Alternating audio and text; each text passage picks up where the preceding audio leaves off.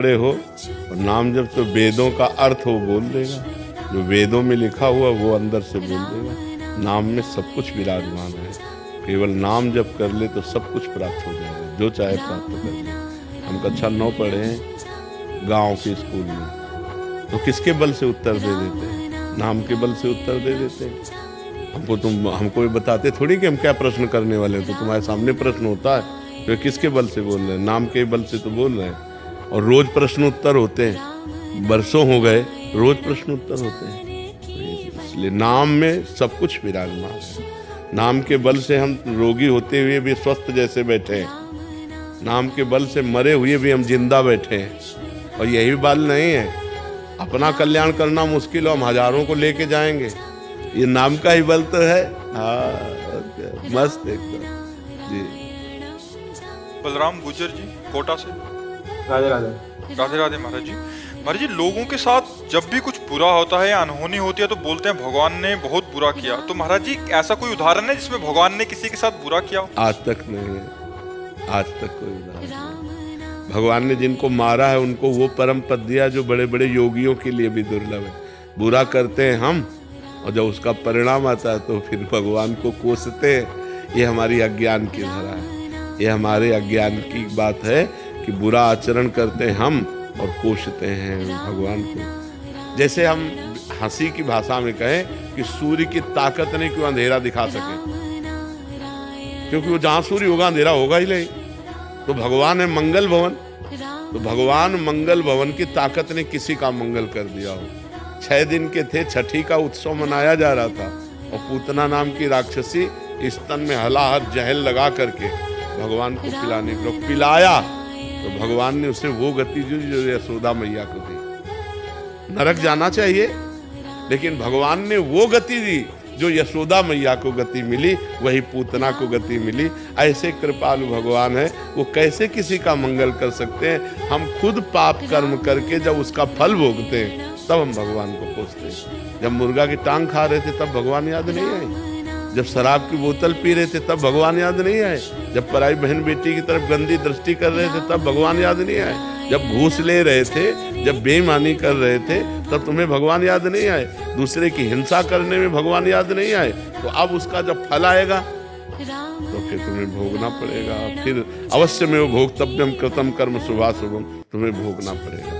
भगवान आकाश की तरह है निर्मल, उनको वो कभी बहुत दयालु है, वो कभी बहुत दयालु है, कभी किसी का मंगल नहीं। आज तक हमें उदाहरण बता दो एक भी, जिनको मारा उनको वो पद दिया जो बड़े बड़े योगियों के लिए दुर्लभ है, जो बड़ी बड़ी साधना करके भी प्राप्त करना असफलता हाथ लग जाती है, उनको सफल कर दिया। राक्षसों को परम पद प्रदान कर दिया, अपना स्वरूप प्रदान कर दिया। जी, छोटा सा बच्चा था, बच्चा चले गया, भगवान ने पूरा किया। मेरी नौकरी छूट गई, भगवान ने पूरा किया। तो ये किस कर्म कर्म कर्म कर्म कर्म अवश्य में भोक्तव्य, कर्म का फल भोगना पड़ता है। ये भी हमारे ही है। हाँ, हमारे ही कर्म का फल है। उस बच्चे का कर्म फल, उसके संयोग में हमारा कर्म फल, ये बिल्कुल संयोग। अब आजकल लोग ध्यान नहीं दे, बच्चियों के साथ ऐसा दुर्व्यवहार हो रहा है, गर्भ हत्या करवा रहे हो, भ्रूण हत्या करवा रहे हो। इनका जब फल आएगा तो भगवान को कोसने से तुम बच जाओगे क्या? तुम्हें भोगना पड़ेगा। अवश्य में वो भोक्तव्यम कृतम कर्म शुभाशुभम।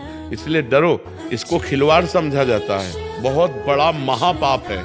भ्रूण हत्या, गर्भ हत्या, ये महापाप है। और माताएं बहनें इस बात को समझ नहीं रही, और बेटी की तरफ ऐसी घृणित बुद्धि से देखा, बिटिया हो गई, हम तुम कहां से आए हैं?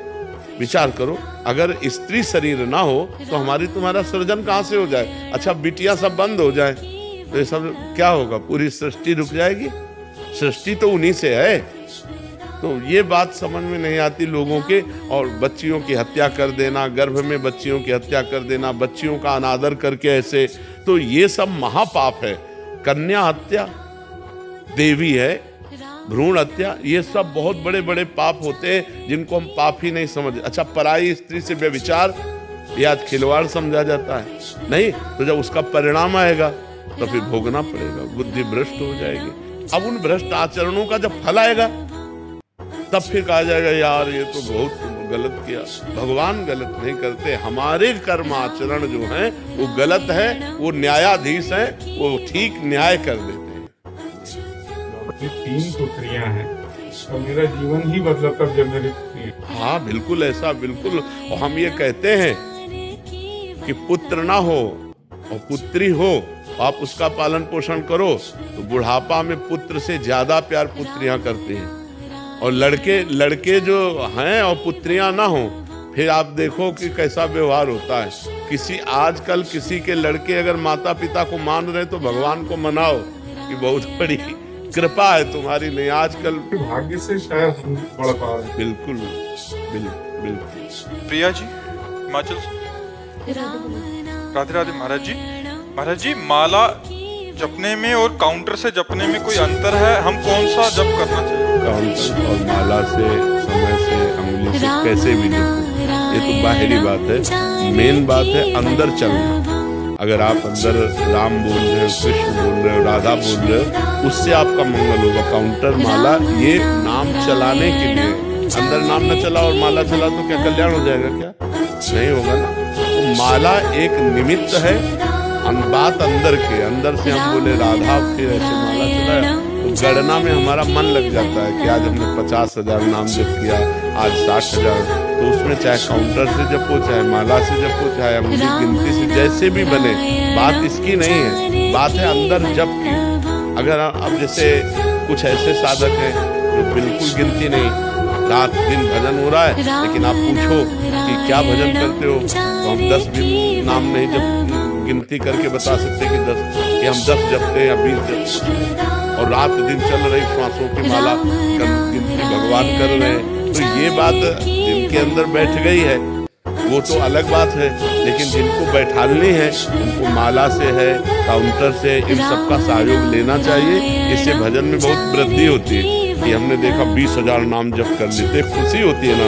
अब कल जब हमारे 18,000 होंगे तो हमको जलन होगी कि अभी 2,000 रह गए यार, चलो 2,000 और नाम जप कर लेते हैं। तो उससे नाम जपने में वृद्धि होती है। तो हमें लगता है जरूर माला और काउंटर आदि का सहयोग कर लेना चाहिए।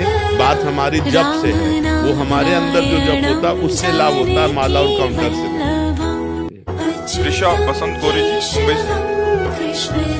राधे राधे महाराज जी, हम पराया उन प्रश्नों के उत्तर क्यों खोजते हैं जिनका उत्तर हमारे अंतर आत्मा में कहीं ना कहीं पहले से ज्ञात होता है? क्या ये आत्मा की जिज्ञासा है, मन की अस्थिरता? और जब उत्तर भीतर से प्राप्त हो भी जाए तो भी उसे पूर्ण रूप से कैसे स्वीकार करें? वो पूर्ण श्रद्धा और निश्चय कैसे उत्पन्न? जब तक अध्यात्म निष्ठा नहीं होती तब तक मन बहिर्मुख होता है। अंतर की बात सुनने पर भी वो उस पर श्रद्धा और विश्वास नहीं कर पाता, क्योंकि अंतर में सबके परमात्मा बैठा हुआ है। कोई भी जिज्ञासा करो और शांत होकर भगवान का स्मरण करने लगो, उसकी पूर्ति हो जाएगी।